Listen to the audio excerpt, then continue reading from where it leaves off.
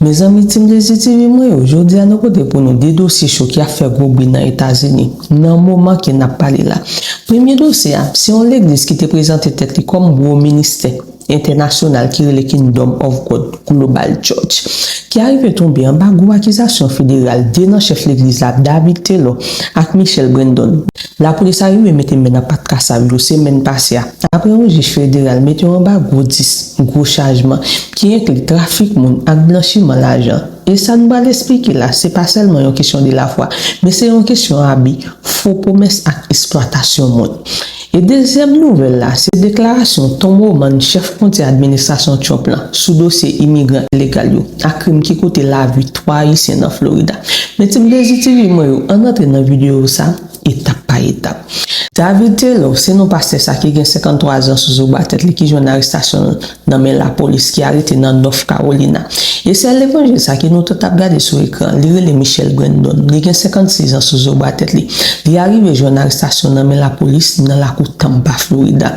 Parce que c'est l'évangile là, une accusation, complot pour forcer mon travail, complot pour blanchiment l'argent et plusieurs autres charges fédérales qui ont un rapport avec le trafic mon à travers plusieurs États. Ça veut dire c'est pas seulement un acte criminel, mais c'est un dossier fédéral qui a coûté plusieurs années dans la prison. Qui ça qui passe TV?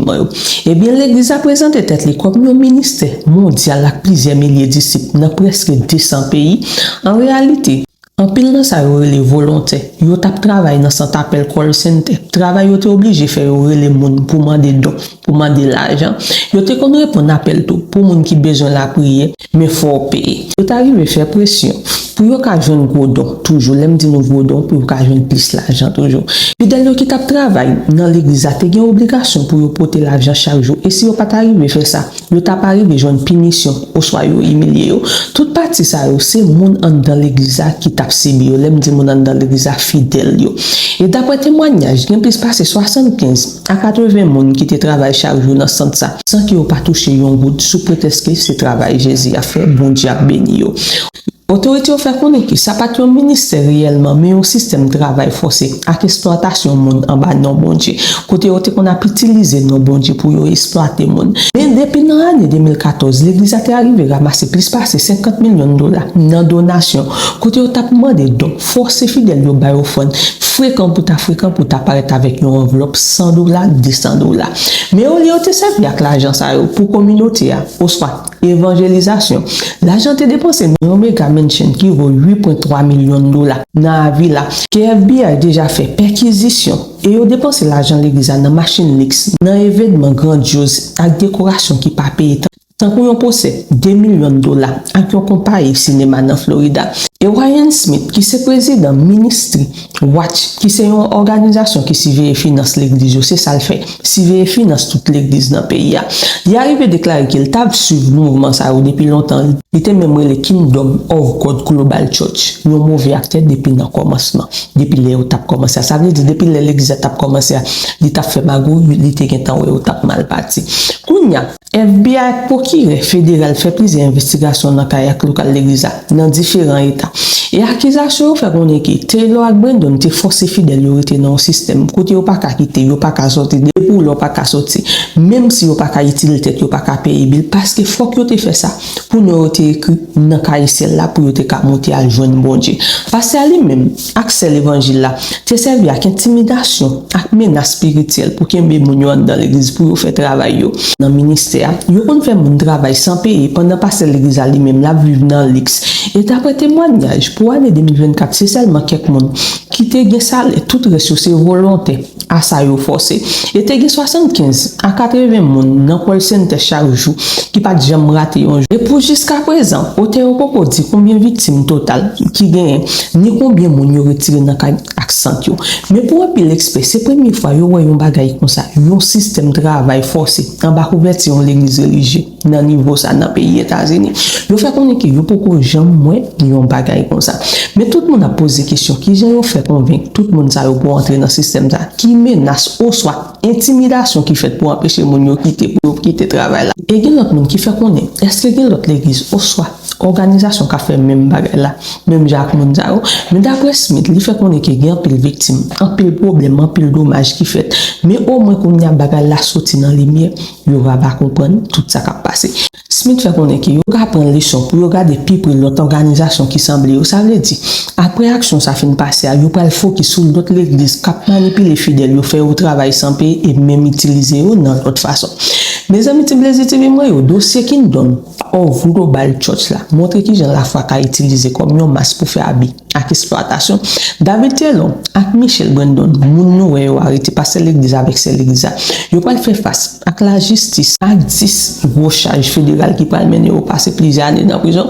Mais question qui était pour tout le monde. Tout le monde a cherché à comprendre. C'est que tout le monde a arrivé tomber dans piège ça pendant plus passer en décade. Et qui l'autre organisation qui a fonctionné comme ça, capitaine pour FBI découvrir.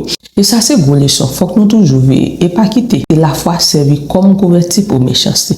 En tous les cas, Timblezi TV moi, te charge bagay un peu, problème pas fini gen causer. Mais Timblezi TV moi, tout de suite en entré dans déclaration ton mot maintenant. Immigrant illégal qui t'est arrivé, pour faire choc là. Qui t'est arrivé tous les 3 haïtiens en Florida. Avec l'autre déclaration il est arrivé fait sous ma déportation.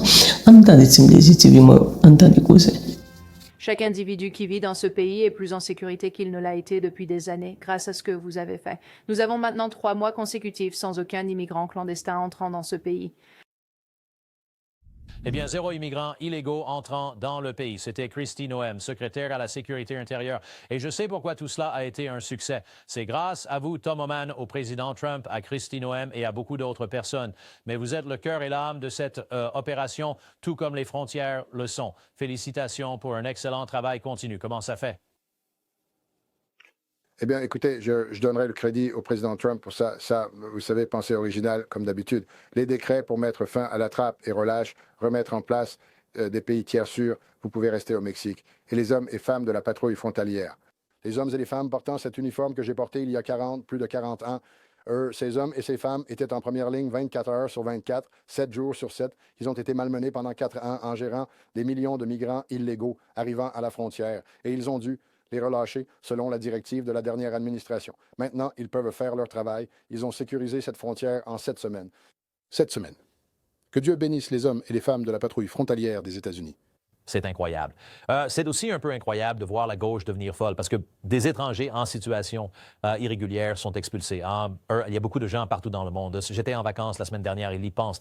Pourquoi expulsez-vous des citoyens américains? Ceux-ci ne sont pas citoyens américains. Kilmar Abrego Garcia, je comprends, un autre juge nommé par Obama a dit qu'il doit rester ici. Quelle est la dernière nouvelle? Et d'ailleurs, est-ce que cela relève de votre compétence maintenant? Est-ce totalement une affaire légale? Je veux dire, la patrouille frontalière est-elle toujours impliquée? Eh bien, en fin de compte, il sera expulsé. Ils ne font que retarder l'inévitable. Regardez, maintenant, il tire le stratagème où il veut demander l'asile.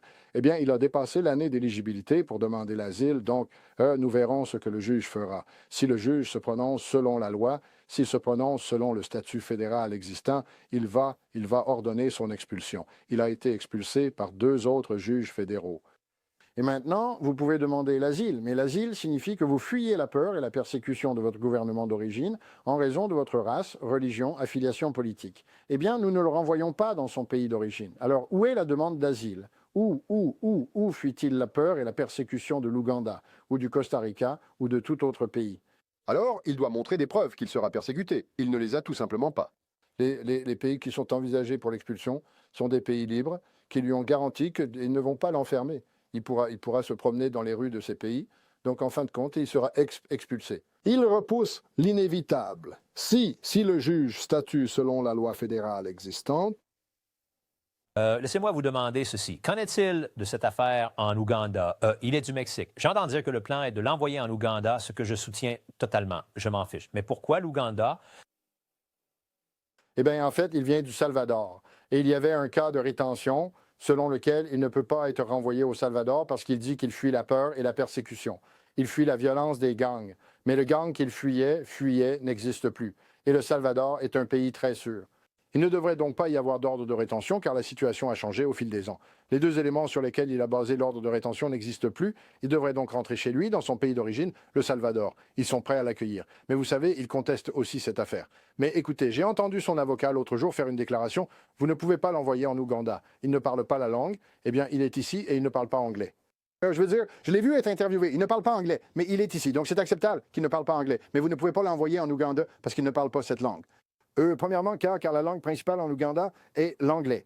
Donc, vous savez, nous, il va être expulsé. L'Ouganda est l'un des endroits avec lesquels nous avons des accords de pays tiers sûrs. Nous avons des accords avec plusieurs pays que si le pays hôte, si son pays natal ne l'accepte pas de retour, lui ou tout autre immigrant illégal, ils trouveront un autre endroit où aller.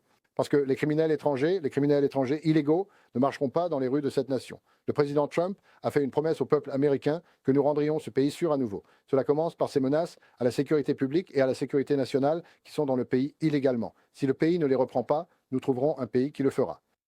Wow! Hey, en parlant de rendre l'Amérique plus sûre de manière réelle, j'ai vu la maire de Washington, D.C. qui se plaignait un peu du soutien fédéral. Écoutez ce qu'elle avait à dire. Je suis sûr que vous êtes au courant de cela, mais c'est Muriel Bowser, il n'y a pas longtemps. Coupez 3, s'il vous plaît. Nous apprécions grandement l'afflux d'agents qui renforcent ce que le MPD a pu faire dans cette ville. Nous savons que lorsque important pour nous, pour cette raison. Et c'est plutôt génial. C'est génial que le travail soit fait et regarde ces chiffres et je veux dire peut-être que c'est pour ça, mais aussi qu'une personne à gauche le dise à haute voix et je trouve ça formidable. Qu'en pensez-vous, monsieur? Eh bien, écoutez, j'apprécie l'honnêteté. J'aimerais que Gavin Newsom et le maire Bass à Los Angeles soient honnêtes parce que nous avons retiré beaucoup de menaces pour la sécurité publique des rues de Los Angeles et rendu cela plus sûr. Nous avons retiré des centaines de menaces pour la sécurité publique des rues de Chicago. Donc, ce maire devrait nous remercier. Nous avons retiré des milliers de menaces à la sécurité publique de la ville de New York. Donc, toutes ces villes sanctuaires devraient remercier le président Trump pour rendre leurs rues plus sûres chaque jour. Et pour ceux qui disent, eh bien, l'ICE n'arrête pas les criminels, je regarde les chiffres chaque matin en allant au travail. Je les regarde et je suis sur le siège arrière, donc je ne conduis pas. Mais chaque matin, en allant au travail, je regarde les données des dernières 24 heures. Et ce matin, j'ai regardé les données. 70% de toutes les personnes arrêtées par ICE sont des criminels. Les autres 30% sont des menaces pour la sécurité nationale. Beaucoup d'entre eux n'ont pas d'antécédents criminels parce qu'ils se font discrets en attendant de faire le sale boulot. Beaucoup de membres de gangs n'ont pas d'antécédents criminels. Et en plus, nous arrêtons beaucoup de fugitifs. Des personnes qui, illégalement, ou des étrangers qui ont eu un procès équitable à grands frais pour les contribuables, et un juge fédéral a dit, vous devez partir. Et il les expulse, mais ils ne sont pas partis. Nous recherchons aussi ces personnes. Donc, nous faisons exactement ce que le président Trump s'est engagé à faire en donnant la priorité aux menaces pour la sécurité publique et la sécurité nationale. Et les données le prouvent, malgré ce que dit le côté gauche des médias. Tom Homan, génial. Nous sommes en... Et le czar des frontières de l'administration Trump, Tom Homan. D'accord, vous pouvez entendre le gars ici. Il ne parle pas anglais, ils l'ont testé. Il ne peut pas interpréter les panneaux routiers. Ils l'ont testé là-dessus aussi. C'est comme une bombe à retardement dans un 18 roues. Et maintenant, nous avons 3 Floridiens morts à cause de cela. Vous savez qui est responsable de cela? Il est entré par la Californie, a obtenu son permis de conduire commercial dans l'État de Washington et l'État de Californie. Qui doit-on tenir responsable ici pour la mort de ces 3 personnes innocentes? Eh bien, je pense que les politiciens de Californie qui estiment qu'il est acceptable de donner un permis de conduire aux étrangers en situation irrégulière. Je pense que l'administration Biden, écoute, ça va nous prendre une décennie pour réparer ce qu'ils ont cassé. Nous cherchons des millions de personnes qu'ils ont relâchées dans ce pays. Et il ne parle pas la langue, mais il met le public américain en danger et il y a beaucoup de chauffeurs de camions mexicains qui traversent pour les points d'entrée et leurs camions ne respectent même pas nos normes de sécurité. Je veux dire, le gouverneur Abbott, vous savez, il y a plusieurs mois, a mis un terme à cela, comme vous savez, dans les négociations avec les gouverneurs du Mexique. Mais dans ma carrière, quand j'étais à la patrouille frontalière dans les années 1980, des chauffeurs de camions mexicains traversaient, mais qui ne parlaient pas anglais, et leurs camions ne passeraient pas les niveaux de sécurité que notre système routier exige. Donc cela dure depuis longtemps, mais le président Trump s'en occupe. Nous avons beaucoup à réparer. Eh bien, d'accord. Corrigez-moi si je me trompe, parce que nous avons eu Kristi Noem dans l'émission, nous vous avons eu dans l'émission, donc son avocat soutient qu'il peut contester, vous savez, ses expulsions sur le droit, qu'il sera la personne qui n'est pas en sécurité. Est-ce que c'est le gars que vous avez identifié comme membre du gang MS-13? Est-ce que c'est le gars dont la propre femme l'a accusé d'être un mari violent? Est-ce que c'est le gars dont on nous a dit qu'il sollicitait apparemment des mineurs sur Internet et tout, et impliqué dans d'autres activités illégales? Est-ce que c'est le gars qui dit qu'il sera en danger s'il retourne dans son pays d'origine? N'est-il pas dangereux pour nous tous s'il reste? Il représente une menace importante pour la sécurité publique. Vous avez raison, c'est un membre de gang désigné comme terroriste et il a été ordonné d'expulsion par 2 juges fédéraux différents. Il a été inculpé pour trafic d'êtres humains et contrebande d'étrangers. C'est un homme dangereux et je vous le dis, écoutez-moi, je vous donne ma parole. Il sera expulsé de ce pays. Je suis à fond dans cette affaire. Je ne vais pas lâcher. Quant à l'histoire, maintenant, il va demander l'asile. Tout d'abord, il a dépassé l'année requise. Il est ici depuis plus longtemps que cela, donc il ne devrait pas pouvoir prétendre à l'asile. Si le juge se prononce sur la loi concerne les demandeurs d'asile. Il faut fuir la peur et la persécution de son gouvernement d'origine en raison de la race, de la religion et de l'affiliation politique. Eh bien, s'il ne retourne pas dans son pays d'origine, n'est-ce pas? Donc il ira soit en Ouganda, soit dans un autre pays que nous déciderons de l'envoyer. Quelle est la preuve qu'il peut présenter qu'il va être persécuté à cause de sa race, de sa religion et de son affiliation politique? Il doit présenter cette preuve. Il n'a aucune preuve. Donc, si le juge applique la loi, il est parti. D'accord. Combien de dates de tribunal obtient-il? Combien les contribuables doivent-ils payer? Combien cela coûtera-t-il aux contribuables chaque fois qu'ils traînent ce pays devant le tribunal? J'imagine que cela coûte une petite fortune. Eh bien, absolument. Et ces défenseurs, tous ces avocats travaillant avec ces défenseurs des frontières ouvertes, ils savent comment manipuler le système. Ils font appel après appel après appel. Il perdra l'affaire et il fera appel au BIA, l'appel de l'immigration aux frontières. Puis s'ils perdent cela, ils font appel à la cour d'appel. Ils savent comment jouer le jeu parce qu'ils attendent que nous nous lassions, Sean. S'ils peuvent tenir assez longtemps en espérant la prochaine administration démocrate qui va sauver la situation et accorder l'amnistie à des millions de personnes, c'est un jeu qu'ils jouent. Et c'est pourquoi le président Trump a mis plus d'efforts dans les tribunaux d'immigration en embauchant plus de juges d'immigration qui vont statuer selon la loi. Et c'est pourquoi il a plus d'avocats américains qui vont statuer sur la loi. Nous avançons aussi vite que possible pour empêcher les démocrates de jouer le jeu à long terme qu'ils pratiquent depuis le premier jour. C'est ainsi qu'ils libèrent des millions de personnes aux États-Unis, plutôt que de les garder en détention par l'ICE. Car en détention par l'ICE, ils obtiennent une audience en 40 jours. 90% perdent, ils rentrent chez eux. Mais l'administration Biden a libéré des millions dans la communauté et les ONG parce qu'ils savent que si vous n'êtes pas en détention de l'ICE, votre audience est dans 5, 7, 9 ans. Ils jouent le long terme. C'est pourquoi l'administration Trump travaille très dur. Elle raccourcit cela, fait tout ce qu'elle peut pour accélérer le processus pour les faire sortir du pays. Ils n'ont pas le droit d'être ici. Ils doivent partir. D'accord. Tu sais quoi? Et toi, déjà, en ce qui me concerne, Biden, Harris, Mayorkas et tous ceux qui ont menti sur les frontières ouvertes, ils ont tous du sang sur les mains et je pense que c'est une question de quand, pas si, ce pays va être attaqué. Nous avons des terroristes connus dans le pays. Cela semble inévitable. J'imagine qu'ils complotent, planifient et préparent une attaque contre notre patrie. Mais c'est probable. Ai-je tort? Je prie Dieu que j'ai tort, mais je ne pense pas que ce soit le cas. En tous les cas, tu charges de bagaille, il y a un problème pas fini. On continue, mais c'est toute belle team de ZTV qui est toujours là pour supporter le travail, qui est toujours là pour bailler l'audio, qui est toujours là pour partager les vidéos à chaque fois. Parce que c'est team de ZTV, moi, pour nous, moi, nous en pile, et nous même tout qui parlent avec tomber sur plateforme ça. Qui s'appelle ZTV, n'a pas invité au venir une belle team ça, qui c'est belle team de ZTV, parce que nous parlons des autres, ça cap actualité. Abonnez à la page, follow page, abonnez toujours au courant de tout ça cap, parce que team de ZTV, moi,